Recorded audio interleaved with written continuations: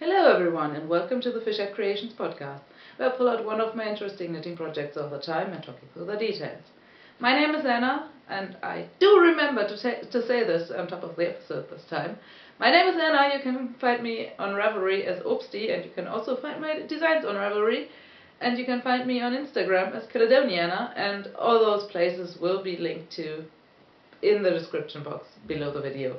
So yeah, I skipped last week. I'm sorry for that, and also I'm back in my usual recording spot because it's just more comfortable. I don't have to shift my dining table around, and I do like my Christmas tree, which is over there if you watched last week's episode, but this is just more convenient because I don't have to switch anything around in this house. Oh, flat. It's a tiny living room. It's stuffed full of furniture because it doubles as a dining room and a kitchen. We do actually store all our dishes in here because our kitchen is too tiny to put them in there. So it's full in here, and this is the most convenient spot. Also, as you might be able to hear from my voice, I'm completely stuffed, which is not a head cold, but another bad bout of dust mite allergy, which of course has to be acting up on a podcasting day. But here we go, that's life, that's my life basically. I'm sneezing and sniffling all the time. So yeah, welcome back to the podcast. I do have quite a big project to talk to you about, which is my only Christmas gift. And if I'm looking down next to me, it's because it's over there. It's my only Christmas gift I will be giving, or my only knitted Christmas gift this year. And I finished it yesterday, and I have to gift it on Friday, so I had to wash it today. Yeah, and it's still quite damp, but because I will be giving it away on Friday, today is my only day to actually film a podcast about it. And as I mentioned on Instagram last week, I'm running quite low on garments I haven't talked to you about, so I'd better podcast about every one of them I have. Because I'm a quick knitter, but I do not finish a garment every week. So once I've gone through them all, we might be forced to talk about works in project and other types of knitted things. We shall see. But another side note, this is my Garden Gate sweater by Jennifer Steingers of Knit Love Wool. I have filmed an episode about it a few weeks ago, one of the most recent ones. So if you're interested in hearing more about this one, which I actually knitted top down, you will not believe it, go back to that. So today's project, as I said, is still quite damp, so I hope I can manage it without having to put it on my lap all the time, but here we go. The endless ocean of grey. I have no idea if you can see anything else but grey in this dark light. I hold it on this side because my window's over there, so maybe this way there's more light. So yeah, this giant thing is the Rift sweater by Jared Flood. It's a Brooklyn Tweed design. It's written for Brooklyn Tweed Loft, I think. I'm not quite sure. What I used is actually Holst Super Soft Held Double, and oh, the sleeves are dry already. Nice. Oh, it's such a lovely fabric. Now it's washed and dried. I love Holst Super Soft, and I just love how it blooms when you first wash it, because as you might know, this yarn is quite affordable. It's sold by a Danish company, but it's quite similar to all other kinds of light fingering weight 100% wool yarns. And it's sold still with a spinning oil in it, which makes it so affordable because they can sell it for less money because they don't have to go through all the effort of washing it, which means it's rather stringy when you knit with it and doesn't smell too nice, but it blooms just wonderfully once you wash it. It's so rewarding to wash this yarn, and then when it's dry, it's just this nice, coherent, fuzzy fabric of warm wooliness. I love it. So yeah, I used 2 shades of grey, slate grey and slate and Oxford or something. I'm not sure. I ordered 2 cones, full cones of both colors on purpose because I knew I wanted another mild garment for myself. Which, by the way, I'm planning.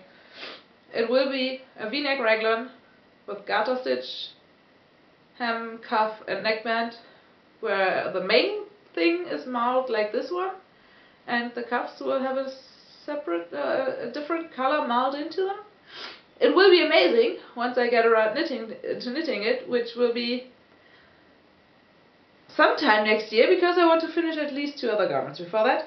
But yeah, and also I need a break from grey, at least from just grey. So this thing is enormous.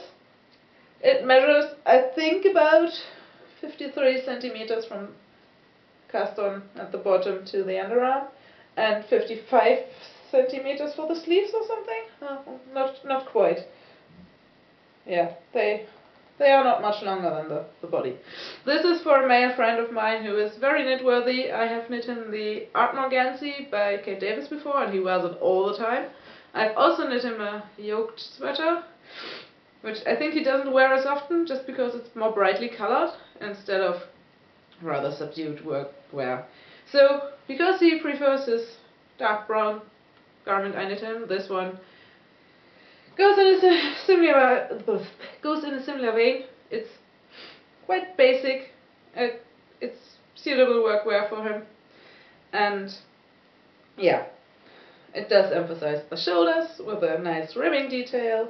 It also has some ribbing detail down the side, which, if you have seen the ribbed sweater before, you might know. So this thing is knit bottom up, somewhat separately. So I first knit the sleeves bottom up, increasing up to here, then knit the sleeve cap flat, bound off, knit the second sleeve in the same way. Then I started the body also from the bottom. I did not do the tubular cast on the pattern called for, just because I cannot stand it.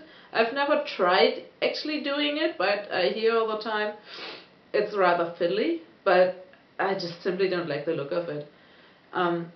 So a tubular cast on looks, or is intended to look, as if the ribbing just goes around the edge. So for me, well, many people say it looks professionally finished and nicer and everything. For me, it just looks unfinished because there's no edge to it. It's just flying around without being anchored to anything. I do not like it. So I did not do the tubular cast on, I just used a regular long tail cast on. So started with that for the sleeves as well, by the way. And because Holst Super Soft tends to widen with wear, the cuffs are quite narrow, so they will widen a bit over time, and I didn't want them to be too wide. That's why I went for a quite narrow cuff. Oh, and by the way, the whole thing is knit at a 20 stitches per 10 centimeters gauge, so for me on a 4mm needle with 3mm for the bottom ribbing on both the sleeves and the body. And please excuse my sniffling and my touching my nose all the time. It's so runny and itchy, and yeah, I'm miserable. But I didn't want to skip recording again, and I wanted to talk about this whole thing. So this does actually have slight waist shaping, so you increase somewhere around here by a few stitches, so it's slightly tapered, which I actually did wrong.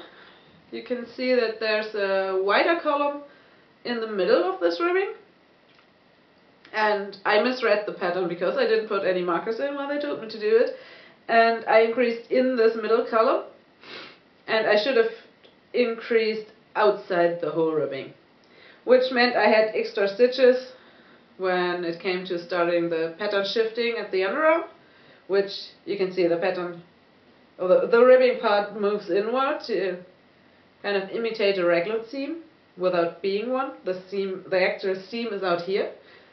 So yeah, I had to do some fiddling around, some shifting. I was only off by 1 stitch in every part of the pattern, so I just moved those around. It's annoying to have to fiddle around so much just because you misread something or were too lazy to put in markers.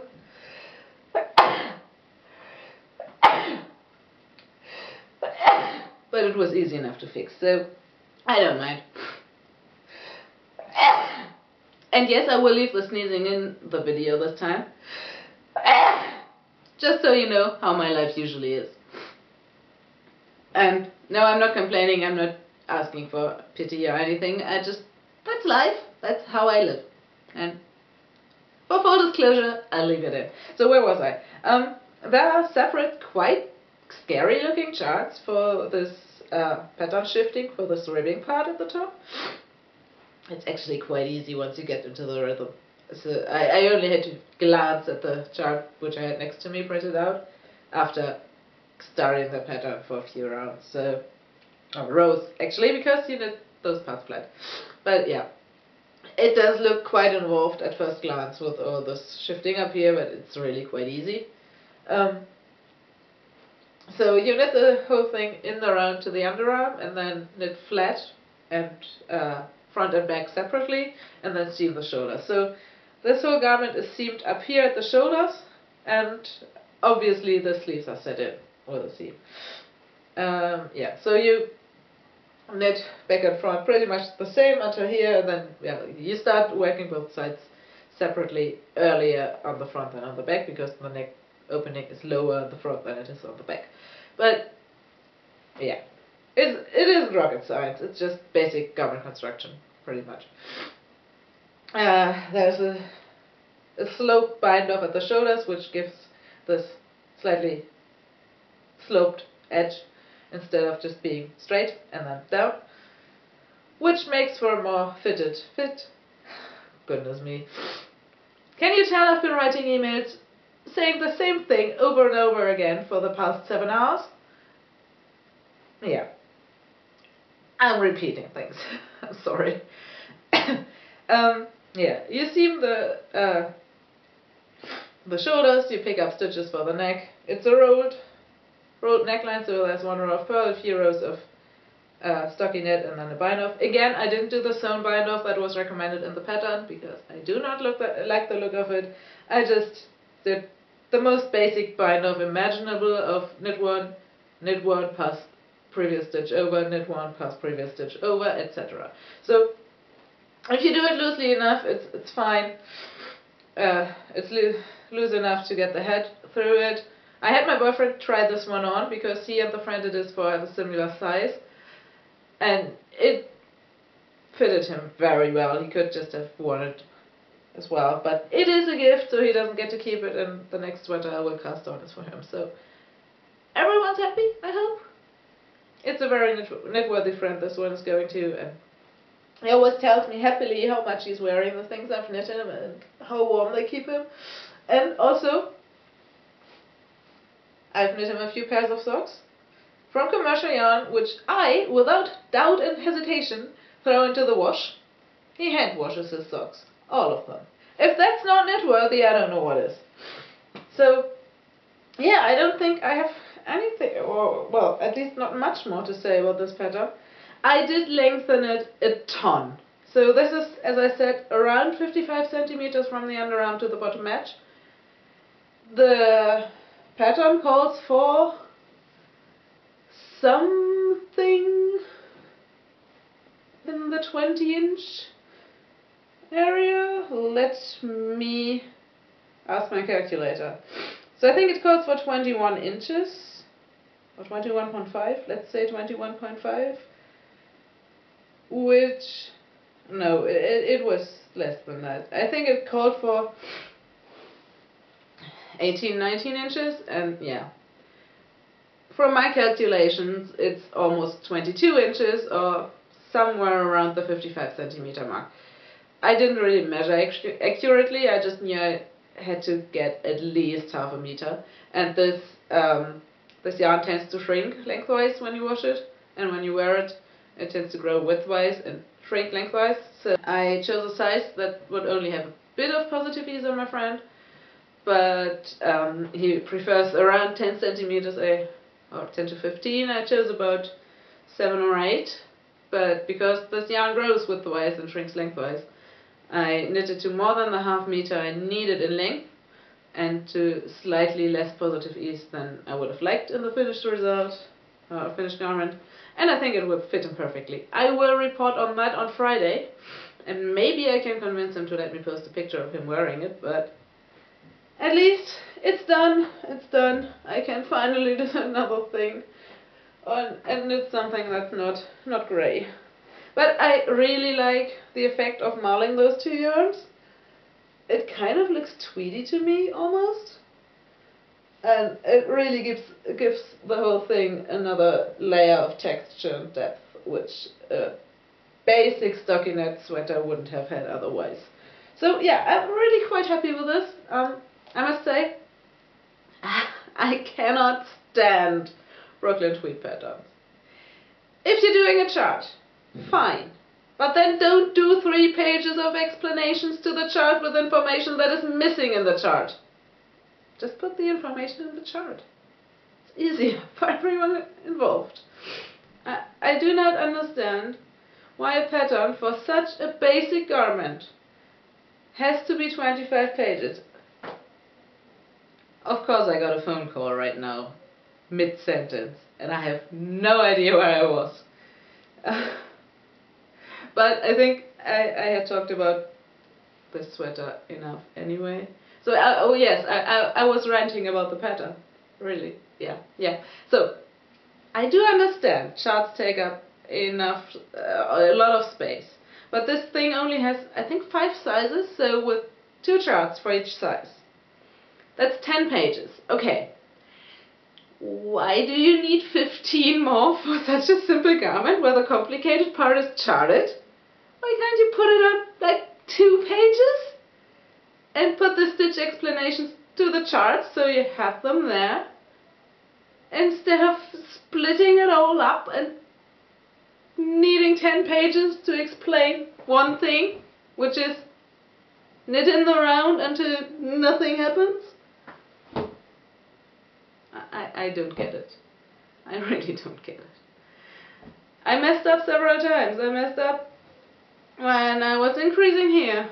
I messed up somewhere around here in the neck when I was supposed to stop knitting back and forth over all stitches and do the shoulder separately. Just because some things were charted, others were not. And it was just all spread out over 10 pages. I don't get it. I really don't get it.